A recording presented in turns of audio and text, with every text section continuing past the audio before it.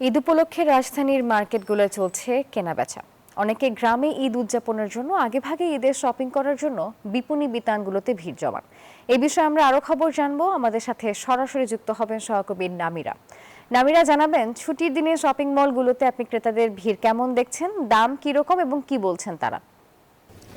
ধন্যবাদ নাফিসা আপনাকে। এই মুহূর্তে আমি আছি মিরপুরের একটি বিপণী বিতানে এবং এখানে আসন্ন ঈদ উল ফিতরকে কেন্দ্র করে যে বিষয়গুলো দেখা গেছে, পুরো উৎসব মুখর একটি পরিবেশ বিরাজ করছে। আশেপাশে বেলা বাড়ার সঙ্গে সঙ্গে মানুষের আনাগোনা দেখা গেছে।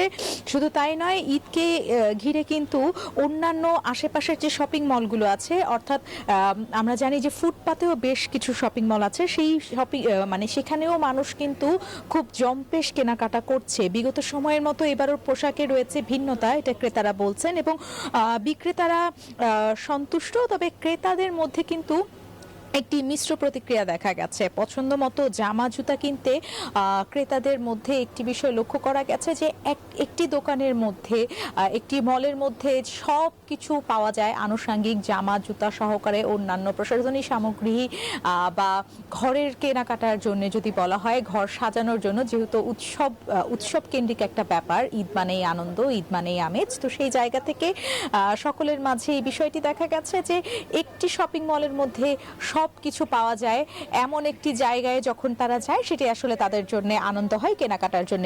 তো এই ছিল মিরপুর থেকে সর্বশেষ কেনাবেচার তথ্য। নাফিসা।